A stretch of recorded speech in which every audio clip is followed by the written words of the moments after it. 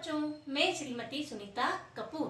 प्यारे बच्चों, आज हम पढ़ेंगे पाठ 4, चांद से थोड़ी सी गप्पे कविता।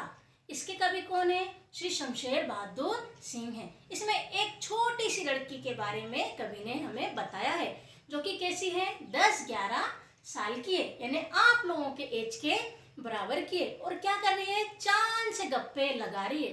गप्पे लगाना मतलब बातें करना। और बातें करते हुए क्या कहती है, जो आज अपन इस कविता में पढ़ेंगे। प्यारे बच्चों, कविता को समझने से पहले कवि के जीवन परिचय के बारे में जानेंगे। इस कविता के कवि शमशेर बहादुर सिंह हैं। इनका जन्म 13 जनवरी 1911, जन्मभूमि देहरादून, पूरा नाम शमशेर बहादुर सिंह, कविता चुका भी नहीं हूँ मैं, पुरस्कार साहित्यिक अकादमी पुरस्कार इन्हें प्राप्त हुआ। मृत्यु 12 मई 1993 को हुई। प्यारे बच्चों, इस कविता को माइंड मैप के द्वारा समझेंगे। इस कविता में संज्ञा, सर्वनाम, क्रिया, क्रिया विशेषण शब्दों का प्रयोग हुआ है, जो कि अपन पिछले 3 पाठों में समझ चुके हैं। इस कविता में मुहावरे जैसे दम नहीं लेते का प्रयोग हुआ है। युग्म शब्द का भी प्रयोग हुआ है। गोल मटोल, गोरा चिट्टा, ताकी, जबकि, चूकी, हालांकि।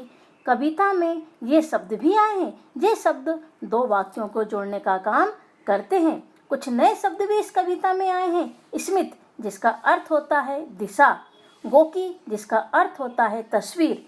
कुछ विलोम शब्द भी आए हैं, घटना, बढ़ना आदि। गोल हैं खूब मगर आप तिरछे नजर आते हैं जरा, आप पहने हुए हैं कुल आकाश तारों जड़ा, सिर्फ मुंह खोले हुए हैं अपना, गोरा चिट्टा गोल मटोल।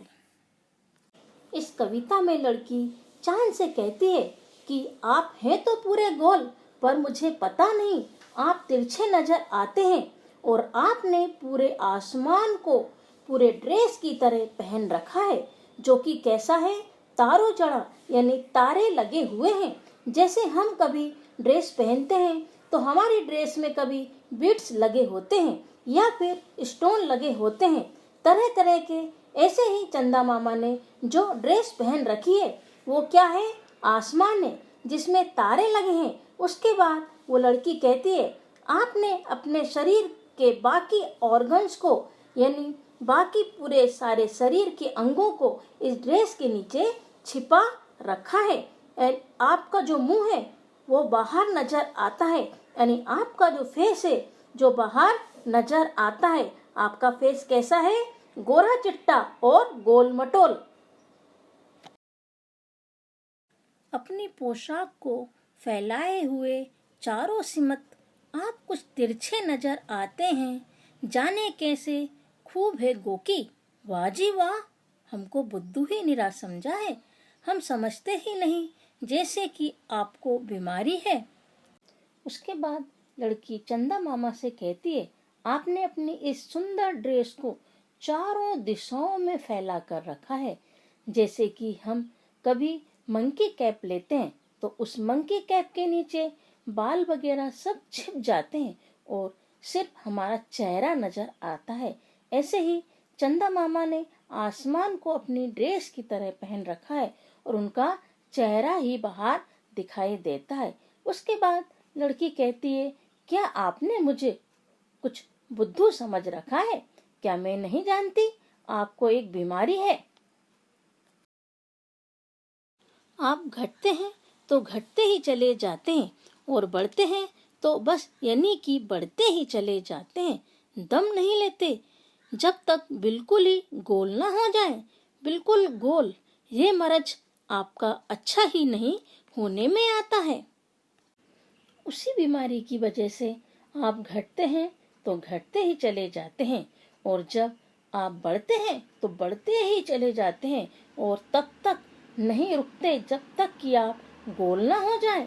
तो यहाँ पर लड़की यह कहती है, आपकी जो ये बीमारी है घटने और बढ़ने की, मैं इतने सालों से देख रही हूँ, ये कभी ठीक नहीं होती।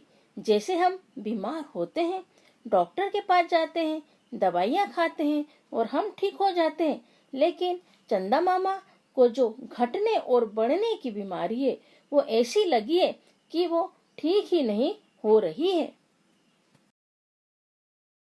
इस कविता के कुछ नए शब्द इस प्रकार हैं।